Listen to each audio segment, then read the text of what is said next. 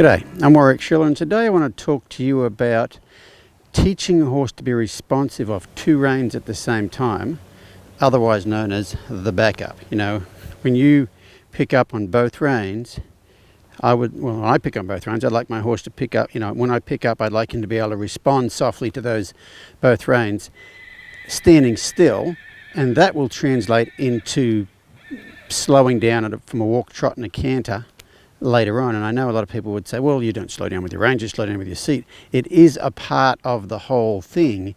And what I see a lot of people is they require their seat and their rein and something else to get their horse to slow down. And in times of trouble, they have a lot of trouble.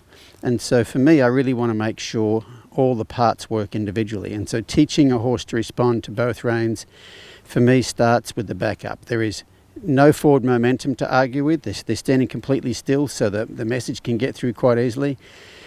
And a lot of people, when they see video of my horses backing up or whatever, they go, well, wow, how do you get that? How do you get them so soft? How do you get them to be that responsive to a light ask? How do you get them to... So when a horse backs up, he should back up like a backwards trot. So they should move their legs diagonally, left front, right hind, and right front, left hind, diagonally together.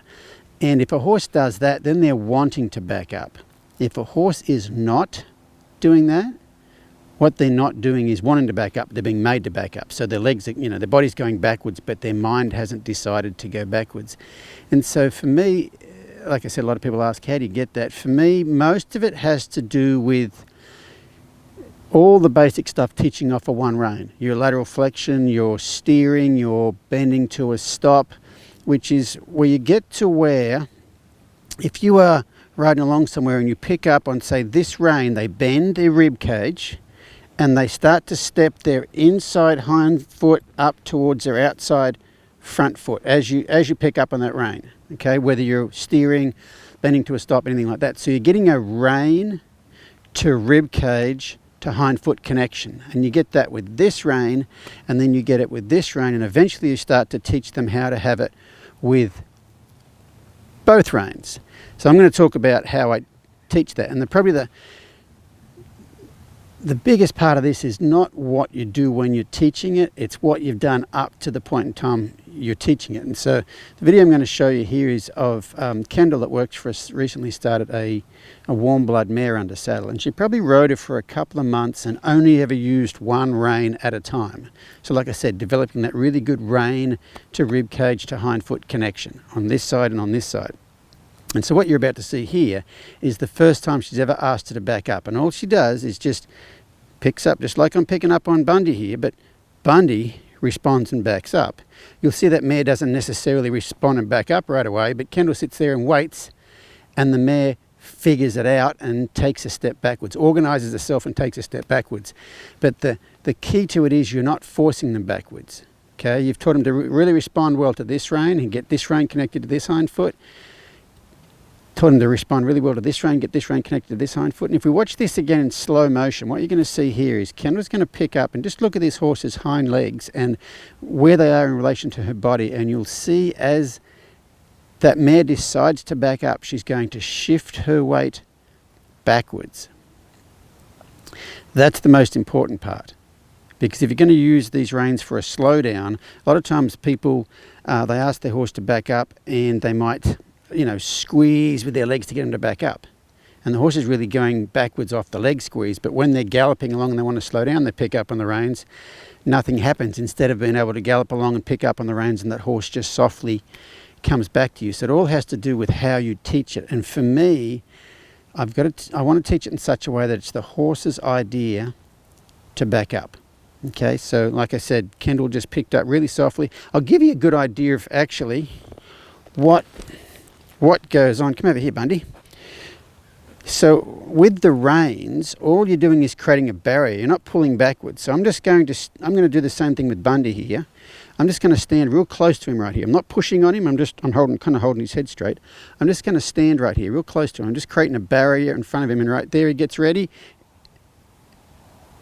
And right there he backs away from me. And you see, I didn't push him backwards. I was actually holding him here, and he backed away from me. So that's all we're doing with the reins, is putting a barrier right here in front of him, and they are the ones that decide, keep your head straight here, bundles. There we go, to step backwards. Notice I was here, and as he stepped backwards, I stayed here. That's kind of what you're doing with the reins.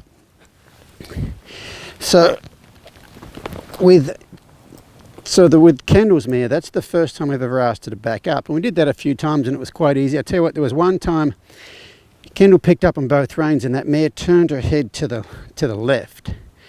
And all I said to Kendall was, just ignore it, just wait. Don't try to fix it, but don't try to correct it. And then that mare straightened her head up, and then she backed up again. So after a few repetitions of that, I said, well, let's try and see if we can get 2. Because the mare's offered 1, let's see if we can get 2. And so we tried that. The mare offered 2 steps. So then we tried 3. The mare offered 3 steps. And they don't look very dissimilar, 1, 2, 3, than Bundy's steps today. And that's the first time I've asked her to back up. But the big key, and this is the hardest thing for most people to do, is to not pull on 2 reins. Like Kendall had rode that mare for 2 months and hadn't touched 2 reins, is to not pull on 2 reins at any point in time unless you are standing still and you are ready to teach him the back up. And for me, I usually wait a couple of months because it doesn't work that good, as you saw Kendall's mare, on day 1. Because on day 1, you don't have this connection between this rein, this rib cage and this hind foot, or this rein, this rib cage and this hind foot. By the time all that stuff works, teaching the back up is really, really simple, and that is the start of anything you may ever want to do off 2 reins. But I really want to have the reins mean when I pick up on them, you shift your weight backwards. You bend the joints of your hocks and shift your weight backwards.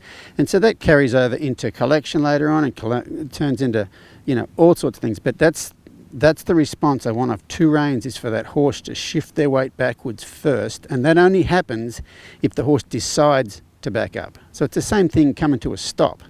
If your horse is galloping, you try to make them stop and they don't decide to come to a stop, it looks like trying to stop a racehorse. Whereas if they are, when you pick up the reins, their mind engages and they go, oh, I'm getting ready to stop, and they'll rock their weight back and they'll slow down quite easily. So those are my thoughts on the back up and how I go about teaching a horse to respond to 2 reins. And the biggest thing is patience.